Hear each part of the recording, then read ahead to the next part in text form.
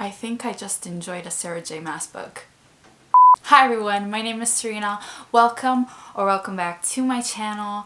I've read A Court of Silver Flames by Sarah J. Maas and I enjoyed it. It has its flaws. There are some things that I don't like about it. I will talk about it all in this video, but yeah, I liked it. It's definitely my favorite in the series so far. I give it 4 stars. Before I begin, I really want to say that this is not YA. I think we can all agree on that, even with the previous books, but in this one especially, it's not young adult. I don't know if it's still getting marketed as a young adult, but it's definitely not. It's more of a new adult, and the main characters are like 25 and centuries old. Cassian is like 5 centuries old.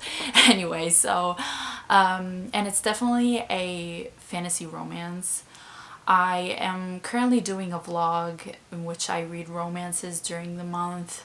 I did not include this one because I thought it's more like a fantasy, but no, it's a fantasy romance. So I should have maybe included that. It is less concentrated on the plot and more on the characters and the love story. There are a lot of smutty scenes, as I said, so if it's not your thing, maybe don't read this. I don't know.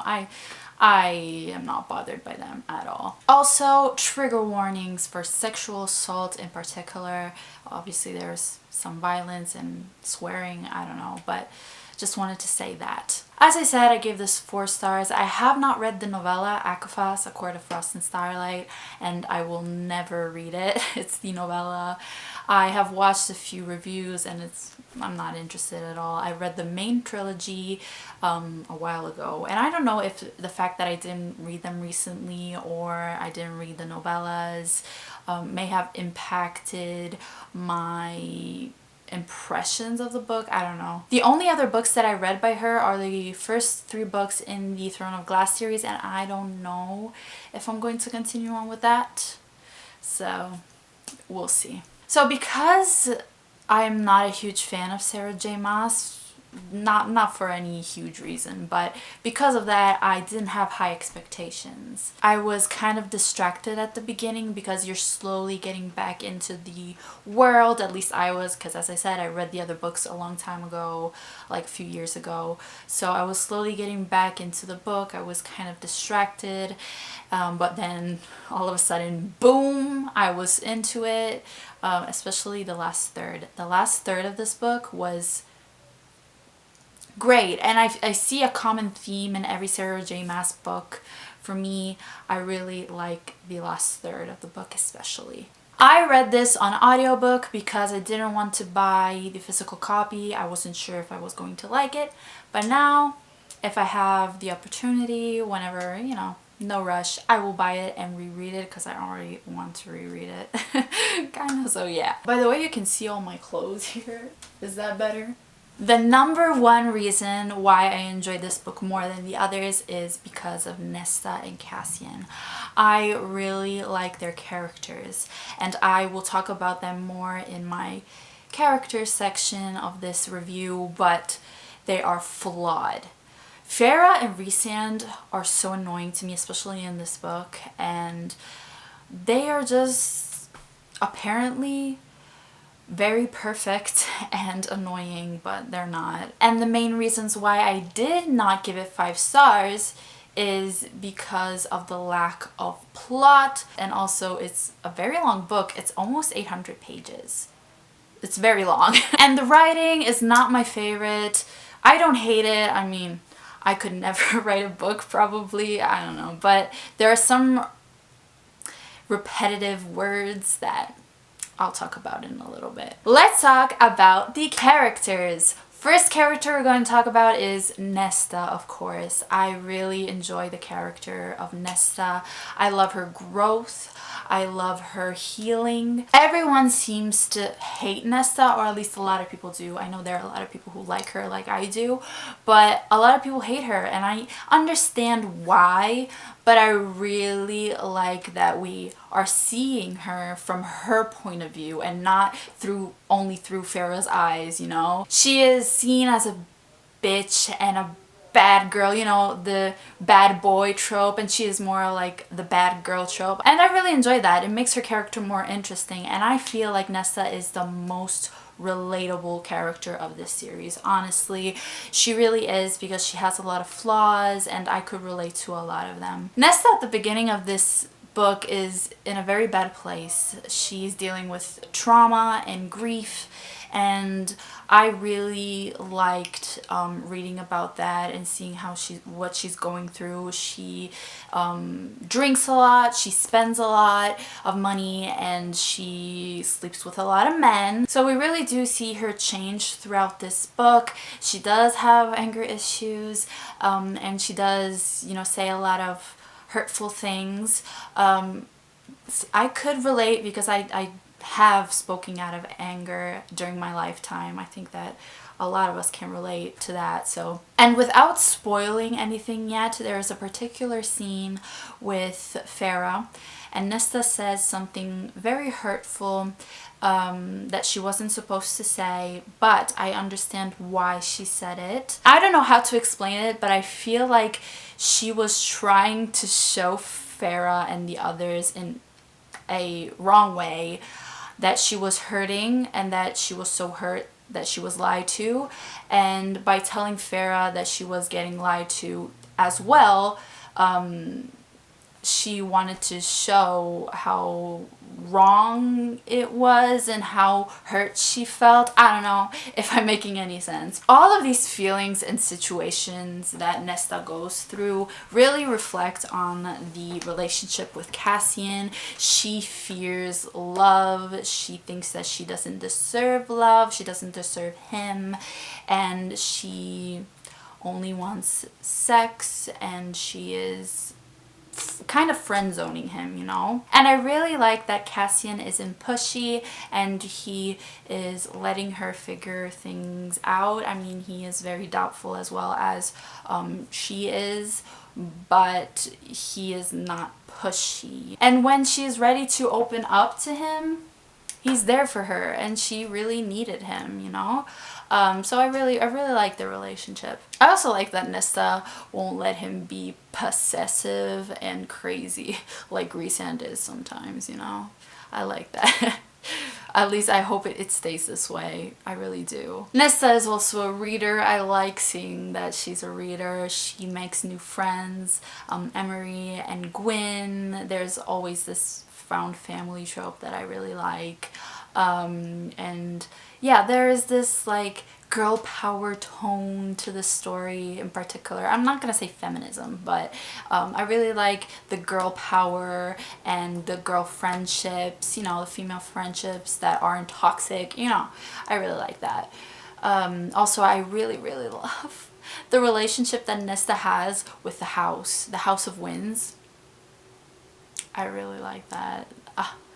I love it. It gives her comfort. As I said, she really likes reading, and I really like the scene in which they give gifts to each other, Asriel, Cassian, and then chapter 58 happens. I think chapter 58 is my favorite. I think it was 58.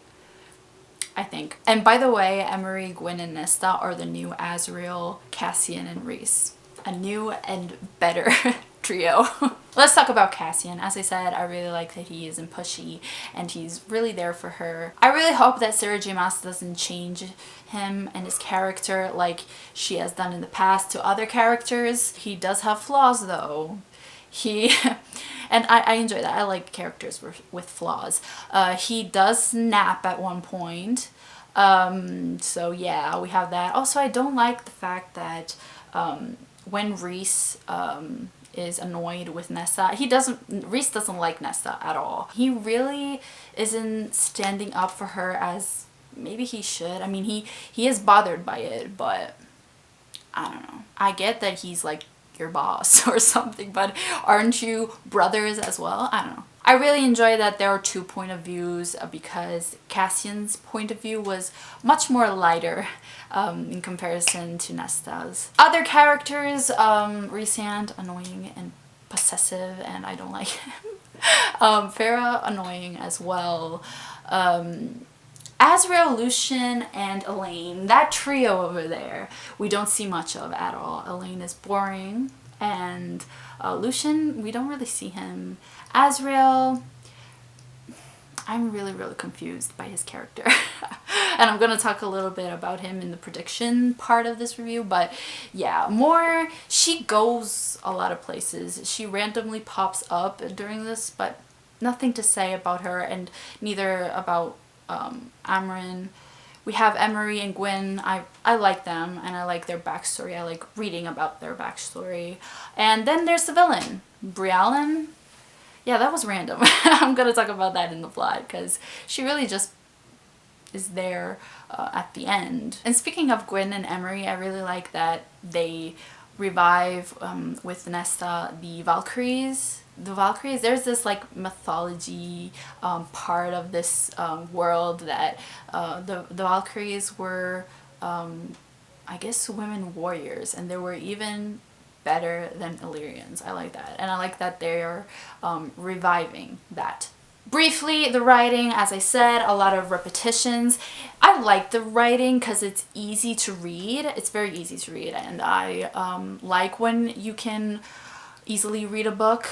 Also, I like the dual point of view in third person. It doesn't bother me at all. But the repetitions, the amount of times that Cassian roared in different situations, if you know what I mean. But yeah, the amount of times he roared, that bothered me. Also, females, there's a repetition of that word females that, I don't know, I don't like it. And also mate, as per usual, in every book there's a repetition of the word mate. It really annoys me, and also the concept of mate isn't my favorite, but okay.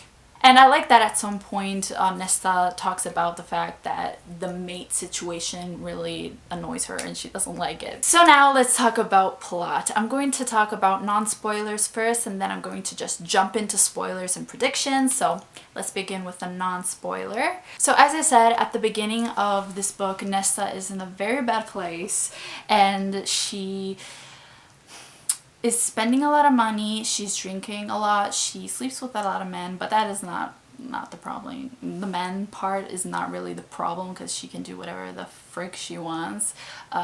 She's a grown woman, and I like that sex isn't really a taboo, but the fact that she really is like spending a lot really bothers her family, and they want to help her, so they send her to an Illyrian camp with Cassian and Azrael. They go to the House of Winds, and there's a lot of training in this book. There's a lot of training. The plot is very weak. The book is also very long, and the plot isn't the main focus. So there's a lot of training, and I feel like a lot of the plot lines were like an introduction to what's going to happen in the next few books. But the last third was good. I liked the action. It gave me Hunger Game vibes. I also got a lot of Breaking Dawn and Frozen vibes for some reason towards the end, and I'll talk about it in the spoilers, but it's definitely entertaining. It really is an entertaining book. Yeah, the conflict was random, and I'm going to talk about them now in the spoiler section. So if you haven't read this book and you don't want to know spoilers, thank you for watching, and I hope you enjoy this book if you pick it up. So we have Brialyn, which is one of the queens, the mortal queens, that jumped into the cauldron and lost her youth because something went wrong. So now she's seeking revenge towards Nesta, and she's also trying to find the remains of the cauldron because she wants to gain her youth back. And to do so, she needs these troves, which are magical objects created by the cauldron. I think there are the crown, the harp, and the sword, which, by the way, Nesta could wear them all and nothing happened to her because she's a very powerful character. I love that Nesta is like even more powerful than Rhys. At least she was. But yeah, also Nesta can create troves. I really like that she created her sword, her dagger. I don't remember the names, but that was interesting. And yeah, to do so, Brialyn wants to wake up this new bone carver character Koschei, I think it's the brother of the bone carver, so she needs him to do this. And yeah, we see a lot of talk about her more than actually seeing the character, because we see her at the very end when she Nesta is at the blood rite, and all of a sudden she pops up with Cassian, and Cassian is controlled by her. I was freaking out in that part. I was so freaking out because Cassian was controlled by her. And then all of a sudden she was dead, and Azrael and Moore came saying that Farah was dying because she was in childbirth, and I don't care, honestly, die.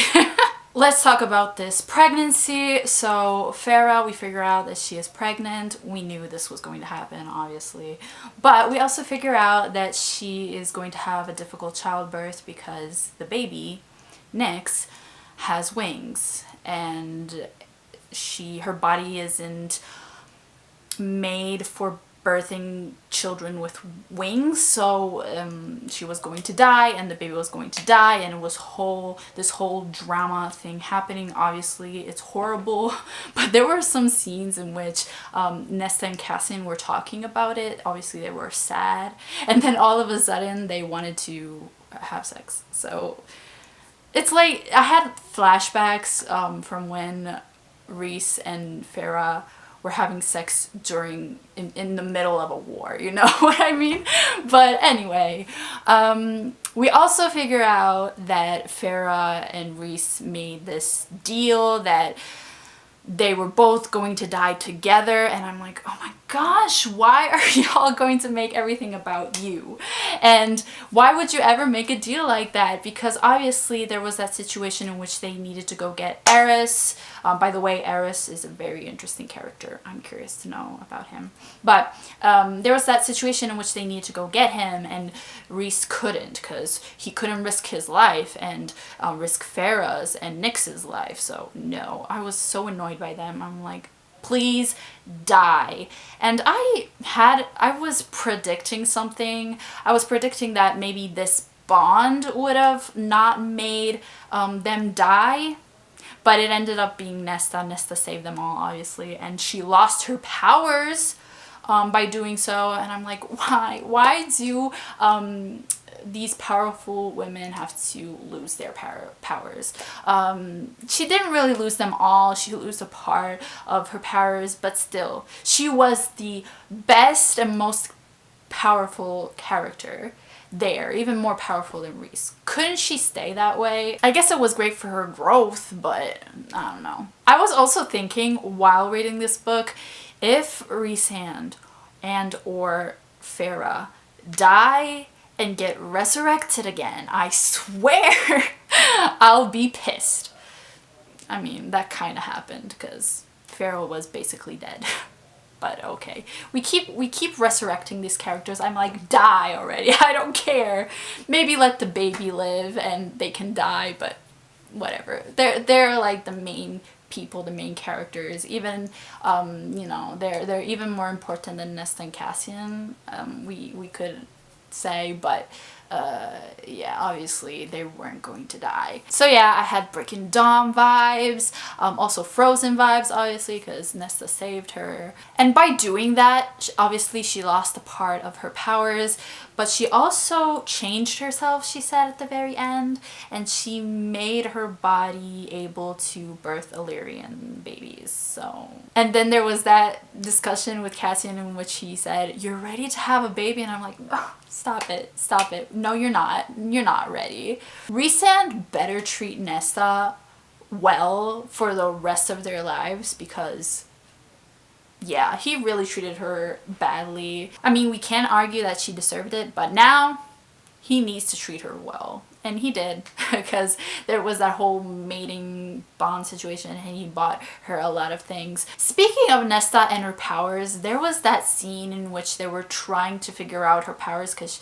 I think her powers had to do with death. I don't know really what it consisted, but they were trying to figure out her powers, and she was stuck in like a dream situation, and only Cassian could wake her up, and they were kissing in front of everyone, and I'm like, awkward. I would be so uncomfortable in a situation like that. And lastly, I want to say that that heiress plotline in which Nesta had to seduce him and that made Cassian jealous, I really like that. And as I said, I'm interested in his character, so we'll see going forward. Let's talk about predictions. I predict that, first of all, this new book that will come out, the 5th book, I think, yes, will not be from the point of views of Cassian and Nesta because their love story is neatly wrapped. They're mates and there is no more drama in their relationship, so I want their POVs to end. Because you know that when you read about a romance, you really love the part in which there is drama and they're really not, you know, together and they really love each other but they haven't confessed their love. You know, you really like that part. And when they get together, you're like, yeah, cute. I rooted for them. I want them together. I ship them. But then it kind of gets boring because there's no more drama, as I said. So I'm okay with them being together, being maced, but I don't want their POVs anymore. I want to see Azriel in particular, because I'm very confused by his character. We don't know who he's going to end up with. There is Elaine, but there's also Gwyn. I don't know, there was something happening in this book. But yeah, I think he's going to end up with Elaine. I am just glad they're not mates because it would have been very weird if all of the sisters were mates with the Illyrian brothers, but you know. I really want Sarah J. Maas to break this mate rule. We all know that Elaine and Lucian are mates, but I really want to see that not ending up with their mate situation, you know? I want her to be the first to break this mating rule and this mating bond and end up with Azriel. I don't know, I think that's going to happen.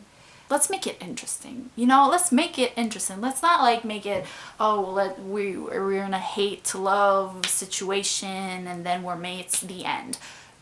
Let's make it more interesting and let's switch it up a bit. Also, I read that Mor and Emery may have a love relationship. We'll see. As I said, we haven't seen much of her. I want to see more of her. I want to see more of Elaine and Azriel and Lucian. I want to see more of them. And yeah, those are all my predictions, all my thoughts. I think this is going to be a long video, but I just really wanted to talk about it. Have you read this book? Let me know what you think about it. I was pleasantly surprised. I gave it 4 stars, and I know it's not a diverse book whatsoever. It's very white, and but it's very entertaining, I have to say. And as I said, it's my favorite in the series so far. I also know that there are these sneak peek chapters in some editions. I haven't found them. I haven't read them. But if you know what they are about, let me know. Either, you know, DM me or write it down below in a comment. Warning, obviously, writing down spoiler warnings, and then we can talk about it. You know, let me know because I haven't read those chapters yet. And yeah, I hope you enjoyed this video, and I'll talk to you in my next one. Bye!